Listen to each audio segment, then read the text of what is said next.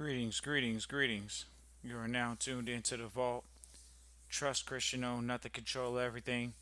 Just want to thank you for tuning in live, listening to replay. Always appreciate everybody for tuning in live, listening to replay. You're tuned into the vault, episode 466, family resolution, get asset protection. Definitely want to do this episode today. I got quite a few inquiries already this year in 2023. And you see the theme already is, oh, we need asset protection first. Why? Because it comes first. So then we're sitting and having a conversation, and someone says, well, if I have an asset, it's going to cost me money to protect it. You're right about that. So it's sort of like what the mentors used to call the Fram oil filter. You're either going to pay me now or you're going to pay me later. That's how it works in asset protection. You're either going to pay the vault now or you're going to pay later. But this is the difference. The upfront cost will never equal even how bad the downside cost of waiting until the end, because those costs and fee are actually subject to change. Whereas you could almost guarantee what you're going to pay for asset protection right now just by getting a quote and getting and getting finding out how much is it really going to cost for you to put those assets that you have in a position to be protected. So what we encounter at the vault is not only, oh, well, we need asset protection, they also understand it's a maintenance fee. It's a cost associated with it. And that fee right now is either being written off or it's not. People talk about asset protection. Asset protection is you protecting the family wealth on maintenance fees. So we have conversations with people, and sometimes they may say, hey, it costs a little bit much. We'll say, well, from the size of your portfolio, looks like it's going to cost something. It's going to cost quite a bit if you don't have it in the right position before you go through that position. There are positions, you can take them, stand firm in those positions, and things kind of just keep going your way. Just like you were able to put yourself and put your family in a position of passing along an asset from one generation to the next, just like you did that if you're first gen, you you did that first gen. Yeah, they're going to have systems, processes, and procedures in place. People say, oh, I got the manual. Oh, I got the manual, from the thieves. Huh, I got this book. There is no one book.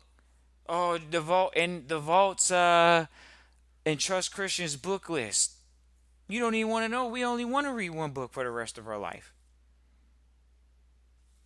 But oh, no. Don't do that. Isn't it a lot of information about trusteeship out here? Isn't it a lot about, think about it. If you're talking about private trusteeship, where are they in the public saying, hey, I'm here to teach you? They're not. That's not how it works. You have families that you may see them in the public because they're acquiring assets in the public. You acquire assets in the public as much as you acquire assets in the private.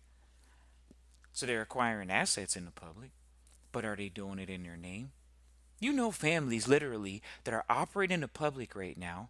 You all know they're big names, but they're behind something. They're not in front of it. They're not an activist investor, but they're definitely the money behind the investment.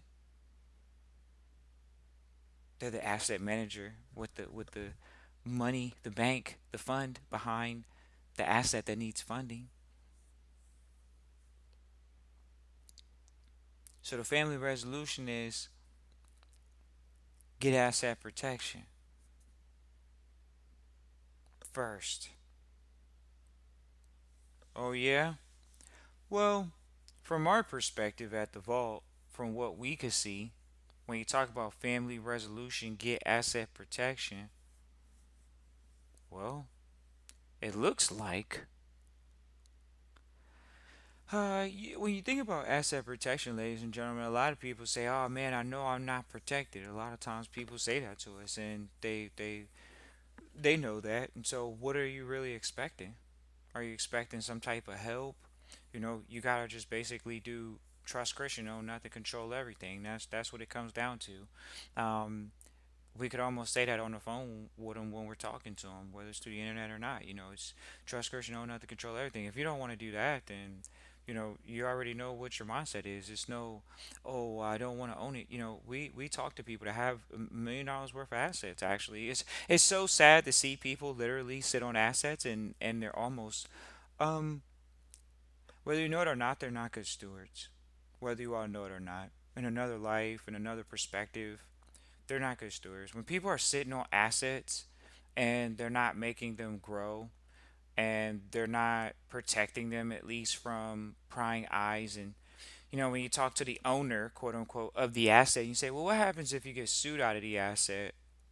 And they sit there and you think about this. You would think that okay, let's just say someone has $1 million worth of assets, and you say, all right, well, is that liquid? Is that hard? We'll say this: there are people that, yes, they have assets that actually have $1 million worth of liquidity. That means that the asset is just sitting there, and they could at any moment almost say, hey, we're going to borrow against this asset and get a check. That's what they can do. And they can do that up to $1 million. So, we get quite a few listeners from the vault that they're over 50 years old and they have $1 million worth of hard assets like that.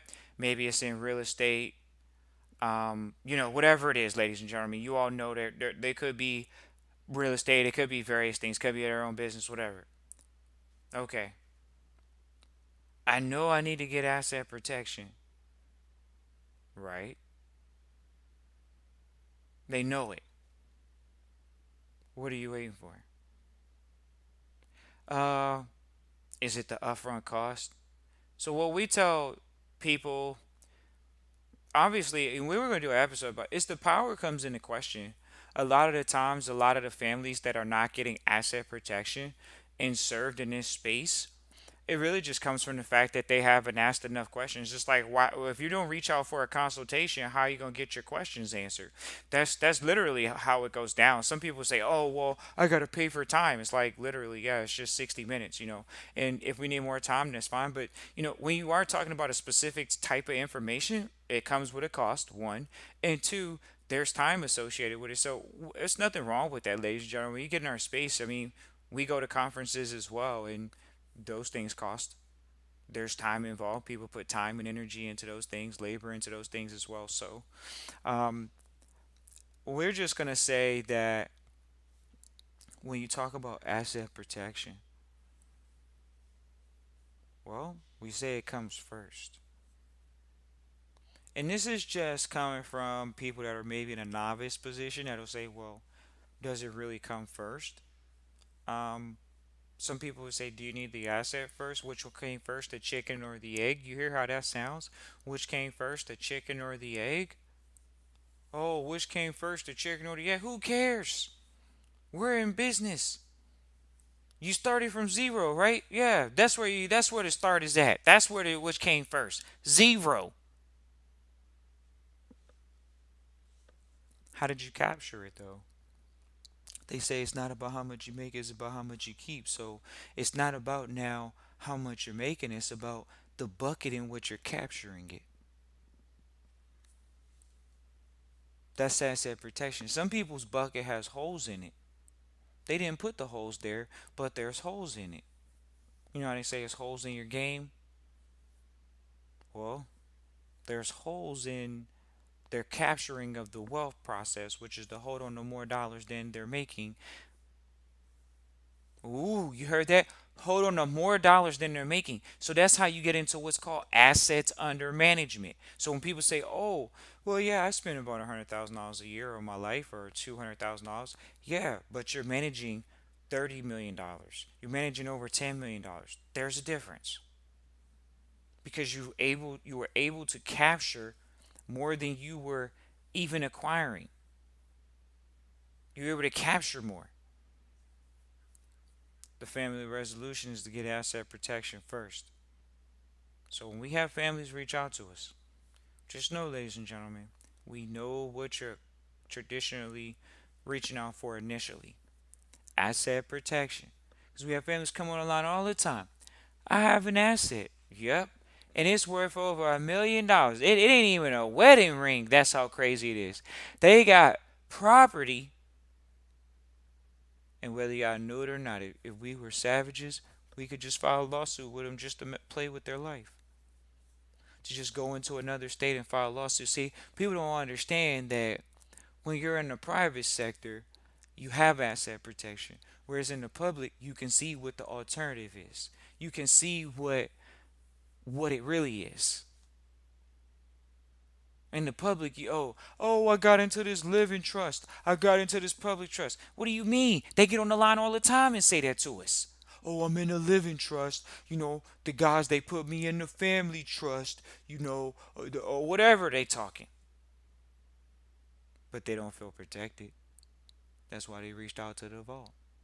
Because they know that their kamikaze lawyers are in the public sector, and they're only really going to offer with them. And the vault has said something that triggered them to say, I may not be in the strongest position, and you're not.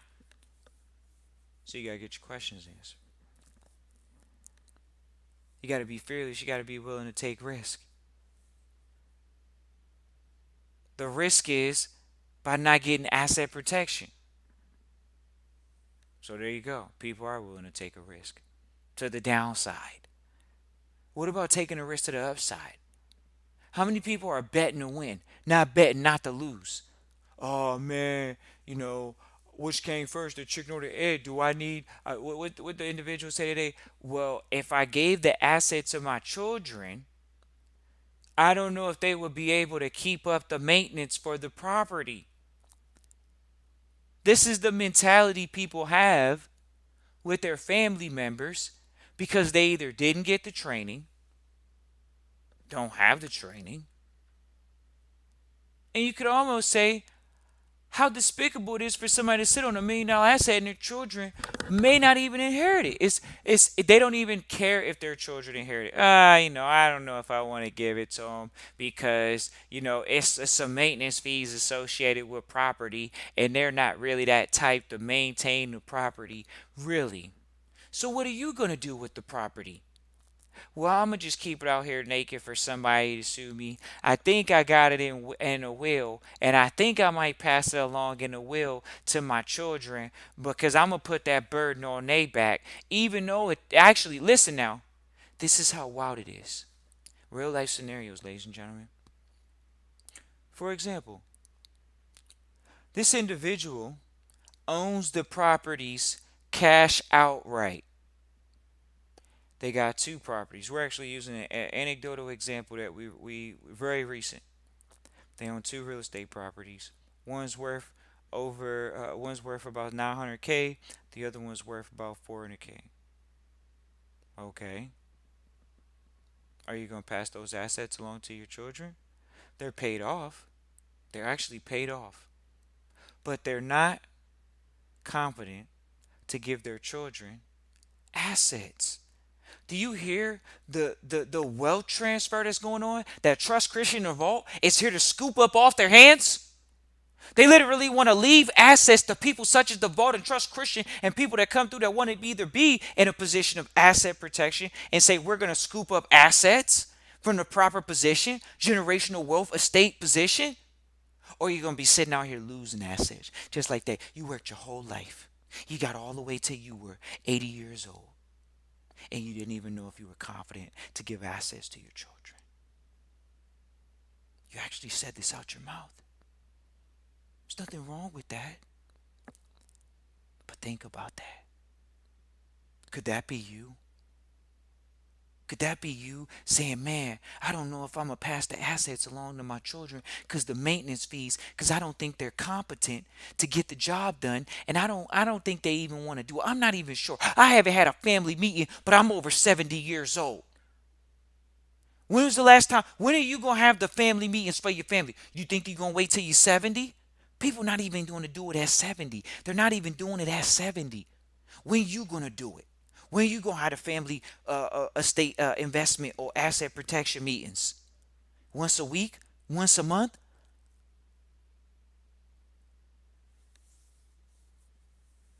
That's where we are. Just like that, even the vault for the news flow and deal flow that we get coming through the vault. We see assets sitting like that, just sitting out to the wind, whether you know it or not. Whether y'all know it or not, y'all ready for this? Y'all ready for this? That person's willing to sell off the assets right now if a check was the right size, whether y'all know it or not. So you literally could have assets, $1 million, assets. You don't want to pass them along to your children. You actually have houses that you could pass along to your children. Your grandchildren could have a house. You could set them up. Oh, I wasn't going to do that. I'm over 70 years old. What you going to do with $1 million over 70? You going to go to space? Is that what they want to do? So they're going to sell off $1 million of assets. Then what you going to do? See, these are the options that they come up, rationalizations people come up with in their heads. But whether y'all know it or not, they would sell off for the right price. Y'all think it's hard to say that.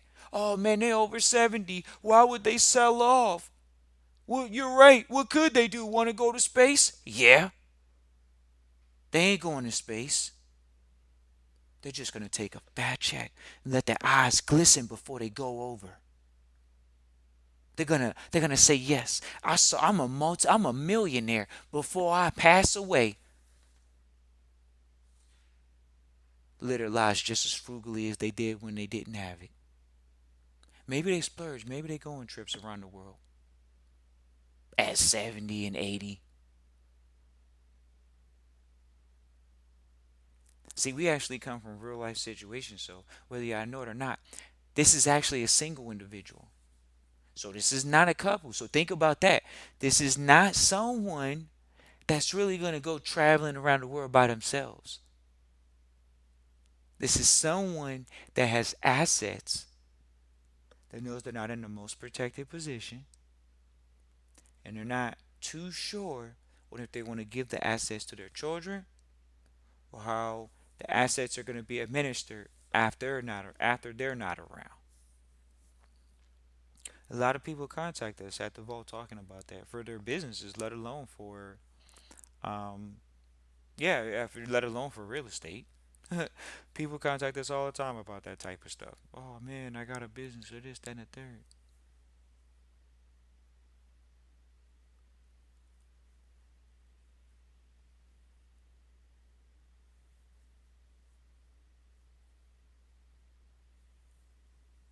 Uh, well, so we paused there for a second because someone typed something in the chat and we were actually reading it.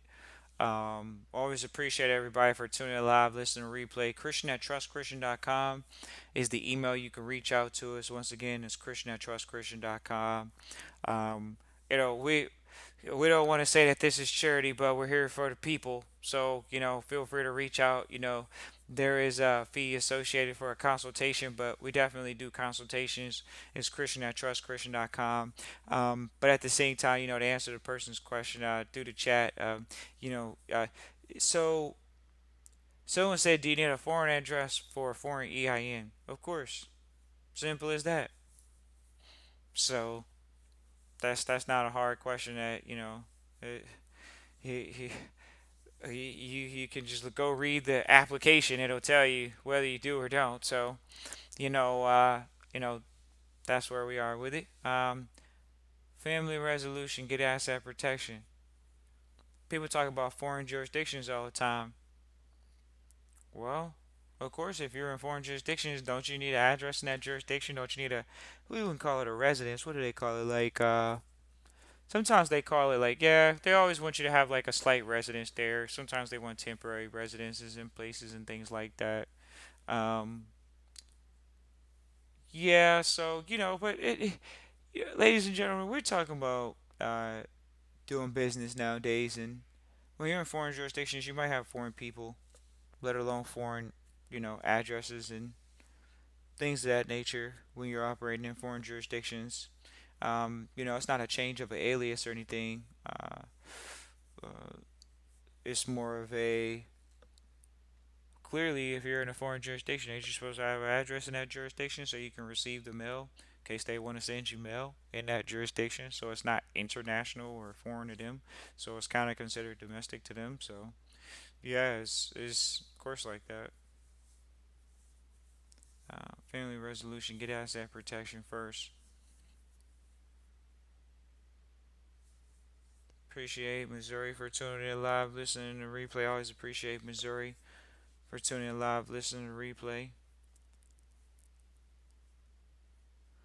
Well, this was one of those episodes didn't want to take too much time. We just really wanted to go over some examples or even just that one example. I mean, whether y'all know it or not, we could sit on the line all day and just go over consultation after consultation that we've had throughout the years, weeks and months that literally people would just say, "Hey, I'm unprotected. I'm not protected." Like we'll have a couple come on the line, and whether y'all know it or not, we actually have quite a few couples that as soon as they get off the line, the person that initially reached out to us will reach back out to us. And so then it's like one of those things where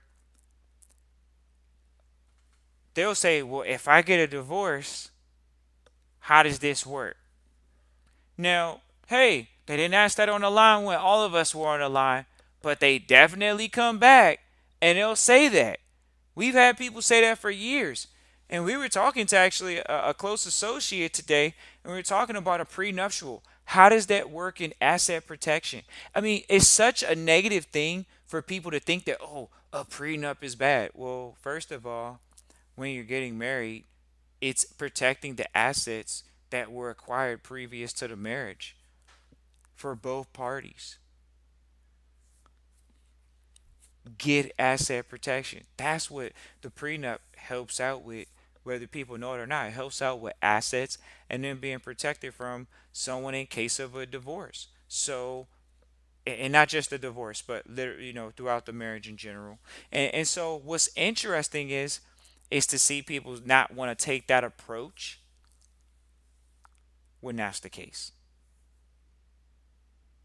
People want to know, well, how are my assets going to be taken away from me if this goes south? That's what they want to know.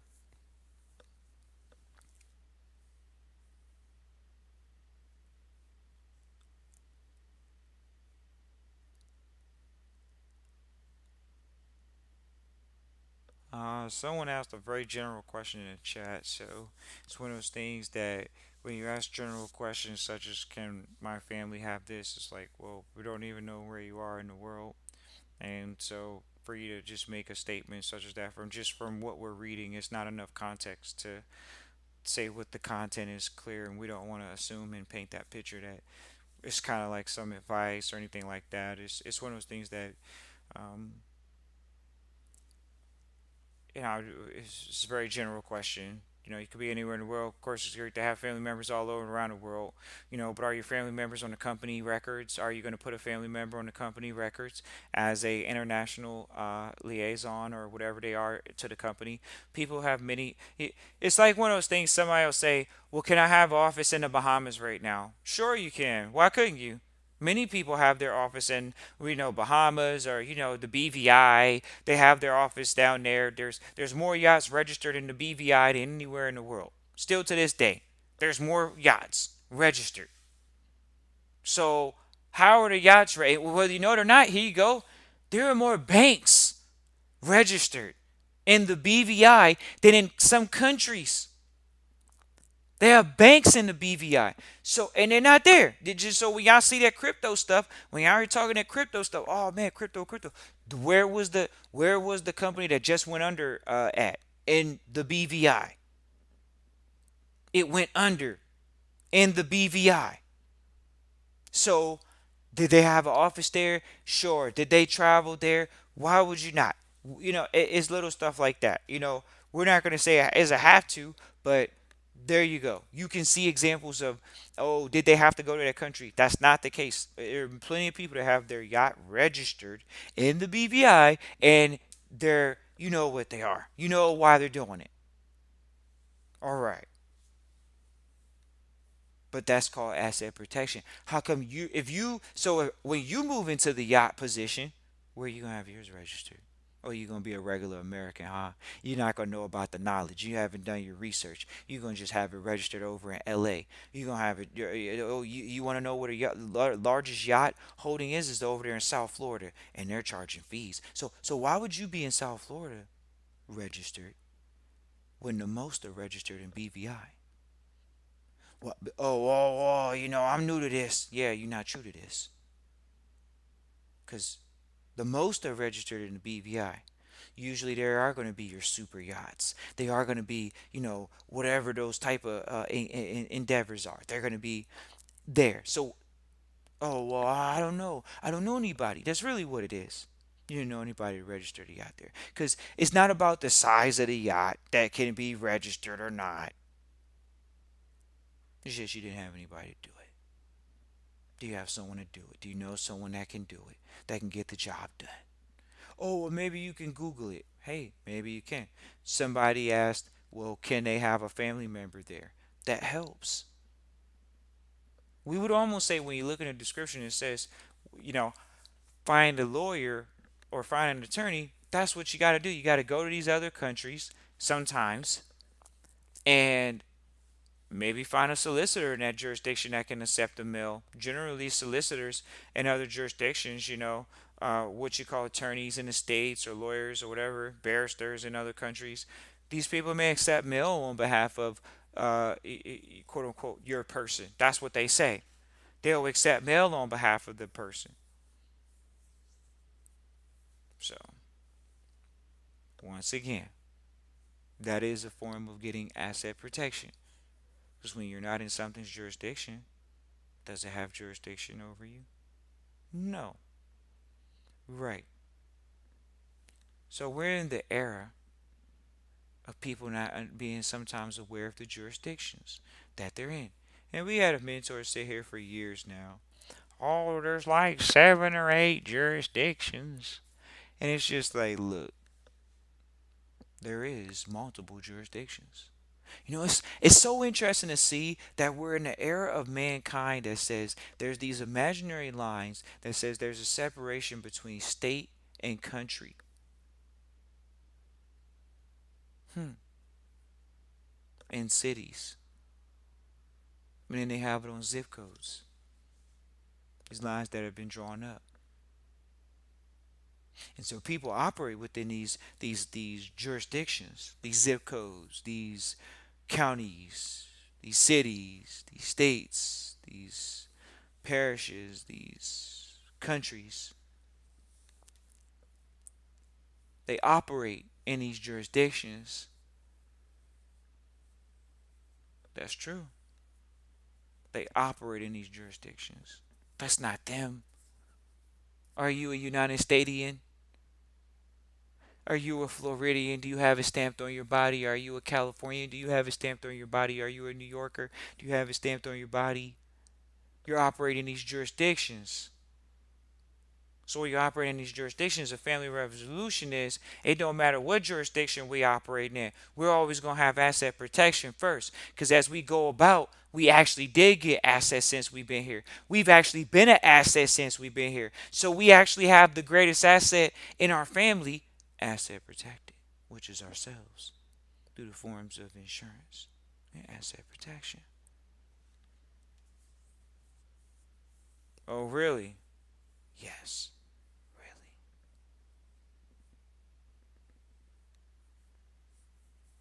Get asset protection first.